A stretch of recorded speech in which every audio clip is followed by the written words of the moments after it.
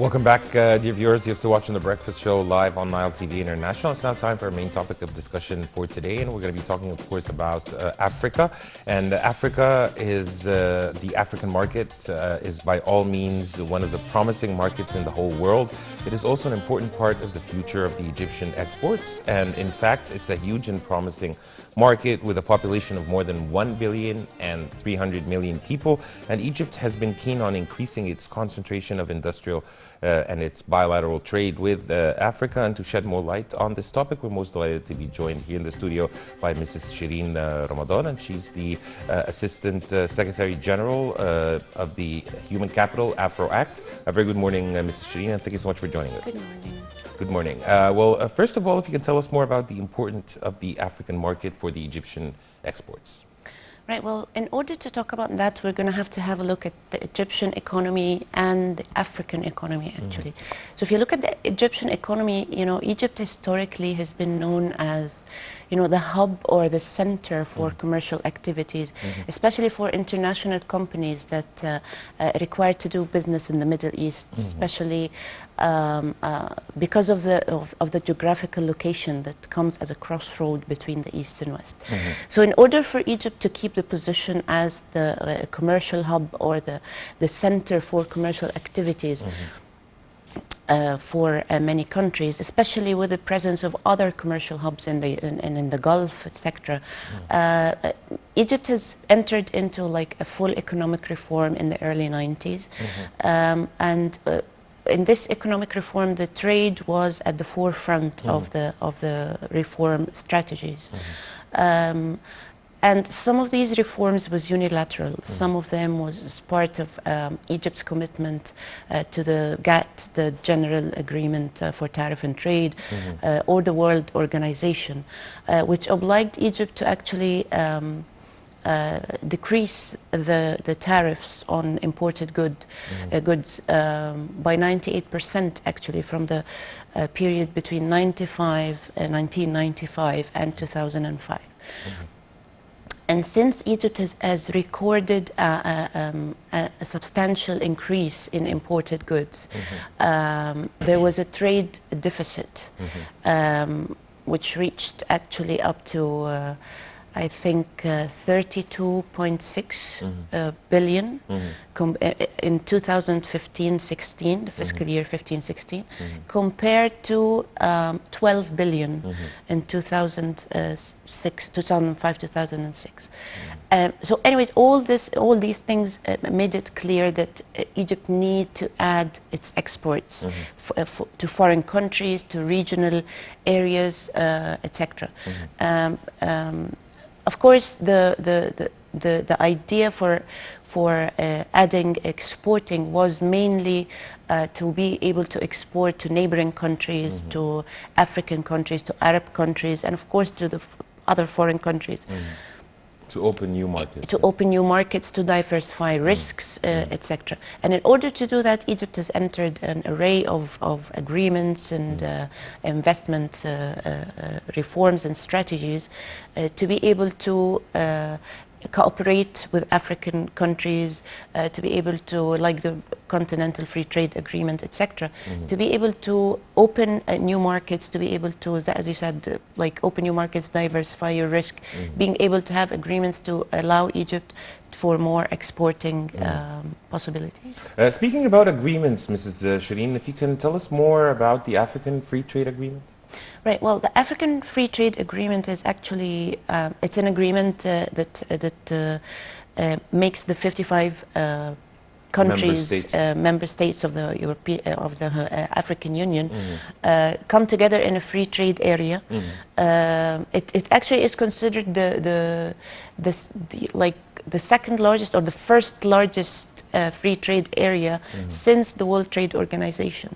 It is a very important agreement that allows for free trade between African countries, moving goods and services and business people, for allowing more cooperation in terms of industrial cooperation, imports and exports.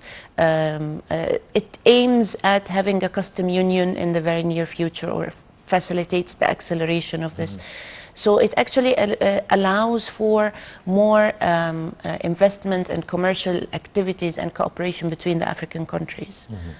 In light of the COVID-19, Mrs. Sherin, that has brought the whole world to a standstill, how do you think it has affected this unprecedented global emergency, has affected the performance of economy and trade in the African continent?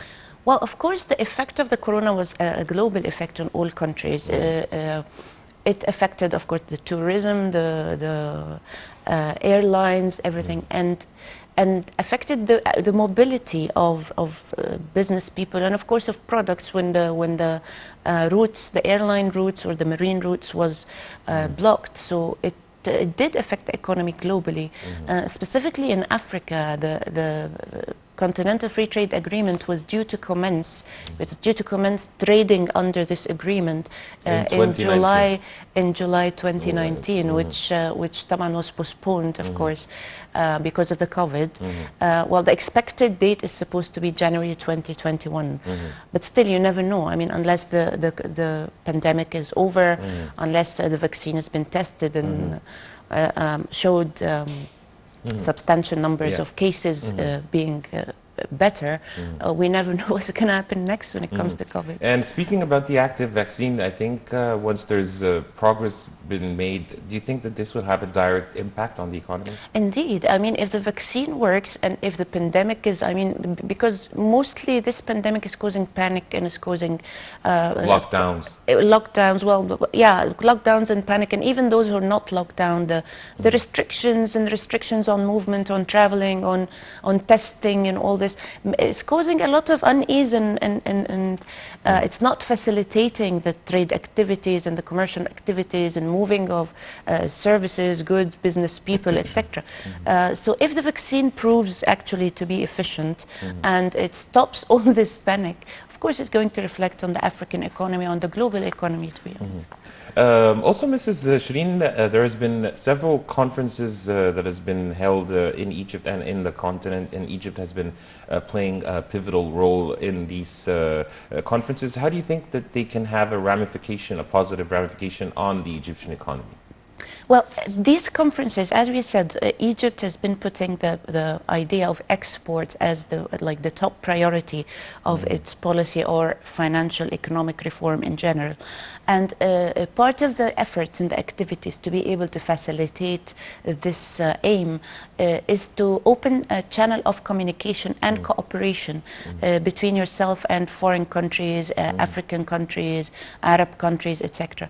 And specifically during our chairmanship of the European Union, the African Union, we had to utilize this time in order to be able to open channels of cooperation, agreements, common strategies towards the sustainable development of Africa in general, the economic boost, boosting trade, boosting exports, etc. Mrs. Sherin, also speaking about projects and the sustainable development of Africa, Egypt has been executing a number of mega projects in different African countries. So how can this, or how do you see the role of Egypt in the process of the development of the Black continent? Right. Well, as part of the Agenda 2063, and when we assumed the chairmanship of the African Union, all these were part of the main goal, which is the sustainable development of the whole continent, through the sustainable development of each country on its own, each African country on its own. So part of Egypt's vision is to have mega projects inside Egypt, which we all witnessed, like the Suez Canal, like all the mega projects, the new administrative city, etc. So this is part of the sustainable development of Egypt internally, and part of the sustainable development of the whole continent is to cooperate all together into having contributing to the infrastructure of the whole continent, having mega projects in other African countries. Actually, some private sector companies have been actively working, Egyptian private sector companies have been actively working in Africa, having mega projects like a lot of very well-known companies in Egypt. And that actually contributes to the efforts of Egypt to actually bridge the gap between, because you know how, Africa is the second largest continent in terms of population and area. And as we know, it's all rich in natural resources, rich in human resources. And for long decades, Africa was perceived as the place that is to be exploited. You exploit the natural resources, you take exploit the natural resources for outside the continent. But now it's different. Now there has been a lot of eyes on Africa, because there have been a lot of reforms, a lot of infrastructural activities. In fact, the World Bank has announced in 2018, I think, has announced that it's going to invest over 45 billion in Africa throughout the 3 years after 2018. Invest in infrastructure projects, educational projects, sanitation, water, agriculture, etc., etc. So now Africa is regaining its place as an economic, in the economic map of the world.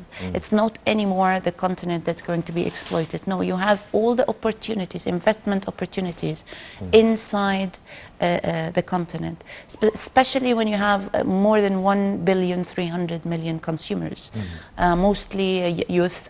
You have a growing middle class. So it's like a vast place for opportunities for investment. All from, I mean, the eyes of the whole world is on Africa. And since we are part of Africa, we might as well utilize this for the better of the economy of Egypt. Yes. Also, Mrs.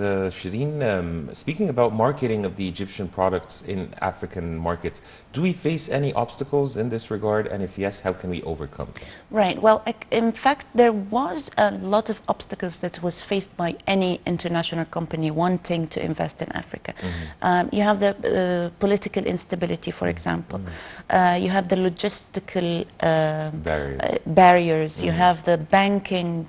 I mean, now we started to overcome. You have the banking barriers, like the banking activities, being able to move goods when you don't have branches for your banks in some countries in Africa makes it not easy to be able to facilitate the procedures. As I said, logistical barriers, which doesn't facilitate the movement of goods, and also you have the tariffs and the cost of importing goods. And one more thing is the routes, like the airline routes, the marine routes. Not being able to reach some countries in Africa makes it, these were some barriers towards investing, especially in trade in Africa. Yes. Speaking about maritime, Mrs. Sherin, how would the launch of a maritime connection or line between Egypt and Africa boost the trade and economic cooperation? Right. Well, of course, as we mentioned earlier, we have some obstacles facing the investment in Africa and the trade in Africa, and one of them is not having proper routes for goods and services, for business people to be able to commute all over Africa. For some remote countries, not having the routes to reach these countries makes it, or kind of discourages a lot of companies, a lot of investment people, a lot of private sector companies, a lot of countries to actually go and invest in these areas.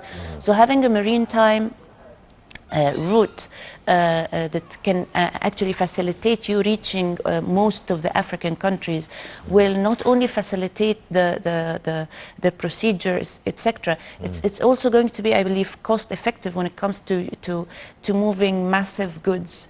If you're trading or exporting like massive goods, rather than using airlines or etc. You'd use marine, which is going to be more efficient, cost effective for this purpose. Yeah. What about opening Egyptian banks in other African countries? Would that help? Of course, that's another part of facing the banking procedural barriers that we were facing when it comes to exporting to Africa, because as I mentioned, a lot of private companies, which is a major plays a major role in boosting the export of Egypt to foreign countries, were totally discouraged to be able to deal or to export to African countries because of the banking restrictions and not having the banks not being able to communicate with each other, not having branches of Egyptian banks in Africa. So now when you start having branches for Egyptian banks in Africa, like for example Bank Misr and the Commercial International Bank, they've all been discussing opening branches in various African countries, and this will definitely facilitate the procedural part, the financial part of exporting to African countries. Mrs. Sherin, also, how do you see the chances of Egyptian companies when it comes to investing in Africa? Well, there's a vast opportunities for any country that is that requires to export or invest in general in Africa, because first of all, you have a lot of investment opportunities. You have infrastructural projects that require to be done. You have educational projects, agriculture. You have Africa is one of the richest, apart from the and natural resources and minerals, etc.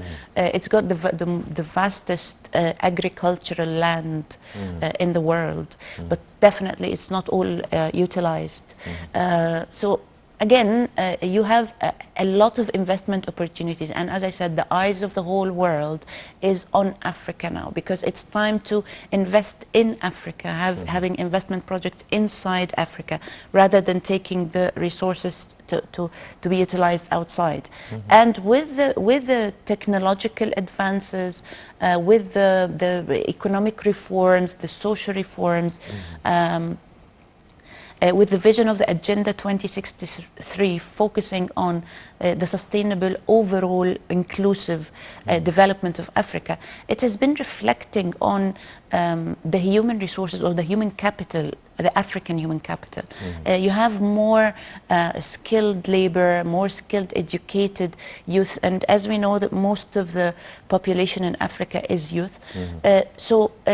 That also facilitates or opens the way or paves the way for having the investments for Africa, because you have the partners, you have the stakeholders and the African partners that can partner with you to facilitate the investment for the economic growth for Africa, and of course the gain of those who are going to come and invest in Africa. How do you see, Mrs. Sherin, the role of the trade representation offices in enhancing the trade exchange between Egypt and other African countries? Of course, it's very important. It's a very important role because, you know, as you know, trade offices or trade representation for any country kind of promotes the requirements of the country when it comes to trade. It negotiates on behalf of the country. It boosts. It also helps in marketing the ideas, the trade ideas of a country. Facing problems. It works as the embassy for trade, the country's embassy, but when it comes to trade. So having more trade offices or trade representatives in various African countries will help, you know, they kind of cover or it's like the insurance for those private companies wanting to go and invest in a country. When you have trade representation, that encourages them more. They have give them assurance that their interests are covered and their interests are taken care of when it comes to investing in this country. So having more trade representation in African countries will definitely boost investment in exporting. How do you also evaluate the size of trade between Egypt and Africa, and what are your expectations for the future? Well, let's say in the past decades, it was not really, it was very minimal, the percentage of exporting to Africa. But in the past years, especially in the past year when we assumed the chairmanship of the African Union, we have been focusing on the idea of actually investment and commercial cooperation and industrial cooperation all together between Egypt and African countries, with the trade at the forefront of all agreements we have been making when it comes to commercial activities. So it has been rising, the exports to Africa has been rising, but still it hasn't reached anywhere where we want it to reach. As per the African Continental Free Trade Agreement, for example, the United Nations Commission for a Financial Commission for Africa, they have said that if the agreement was to commence, it can add the commercial activities and the intra-African trade by 52%, only by removing and minimizing the cost of import goods. That's a huge increase. That's a huge increase, and it said it could be doubled if the restrictions on tariff barriers were also faced. So that's a substantial percentage that tells you where we could be going when it comes to trade with Africa. Mrs. Sherin, also, can you shed the light on the strategy for developing Egyptian exports to the African continent? Well, it comes again as a part of the Vision 2063, 2030, the sustainable development.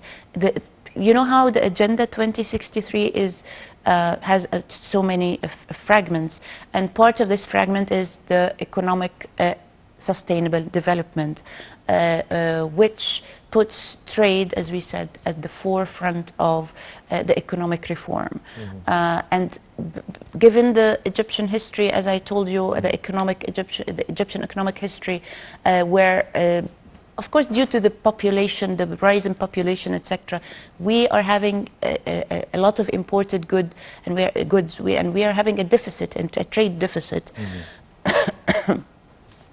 that has risen from, as I mentioned earlier, from over 35.6 billion in 2016, 2015, compared to 12 billion in 2006, 2005, which is a huge burden on the Egyptian economy. So, as I mentioned, trade would be at the forefront of the strategies for economic reform. Exporting will be the top priority of the strategies to be able to face the trade deficit, etc. Yeah. Investment opportunities, Mrs. Sherin, in Africa, is it the appropriate time to do so? Or do you think that there's, despite the COVID-19, that there's some uncertainties and this would minimize the investment in the continent? Well, it's perfectly the right time. Now, apart from the force majeures and the exceptions of a pandemic or, things that come and go, right before the corona, all the studies, all the United Nations reports, the World Bank's reports, were mentioning how Africa is the future for investment, the future for commercial activities. The investment by China in Africa, by the West, the East, everybody had eyes on Africa to start investing in Africa because of all the reasons I mentioned earlier. So it's definitely the right time to start taking a part, to start diversifying your market, diversifying your risks, and taking a part in the competition that's going to be starting in Africa before it's too late. Yeah. How do you evaluate the efforts that are being exerted by the Ministry of Investment and International Cooperation in building on what has been already achieved by Egypt during its chairmanship for the African Union? Well, as I said, it's top priority for the Minister of Foreign Trade and Industry. I've mentioned that it's top priority for them to be able to boost the economy through trade through rising exports. What the efforts that has been done is entering into a vast array of agreements with African countries and with Arab countries to be able to boost these ideas, holding forums and conferences to be able to have cooperation and to be able to bridge the gap in ideas and strategies for trade and for economy between African countries, and this was the main focus for the strategies for economic reforms and for trade and commercial activities in general when it comes to 2019, 2020. Can I just go back to the intra-African trade agreement? It's a very important one, and unfortunately, due to the COVID, we haven't exploited this agreement. What are your expectations for 2021 as soon as it commences?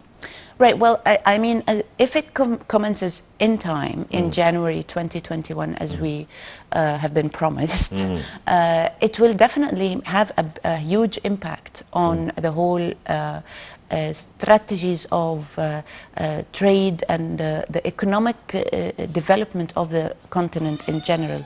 And also, as I mentioned earlier, how the World Bank has estimated the rise in trade, 52%. 52.6%, the intra-African trade only. And it's a substantial percentage. And that only if you minimize the cost of importing. And it could be doubled again if the tariff barriers were minimized. So these are huge numbers. I mean, so it's definitely going to boost the economy of the whole continent, and it's going to have a huge impact on that. Mrs. Sherin, as we're wrapping up, I'd like to listen to your closing remarks. Well, as I say, and as I always say, Africa is one of the richest continents in the world. And it's always been one of the richest continents in the world, with rich in mineral resources, in natural resources, in agricultural land, in human resources, actually. But the main issue was utilizing all this, utilizing Africa by Africans. And if this was reached, I think that will make a huge change in the whole world, to be honest.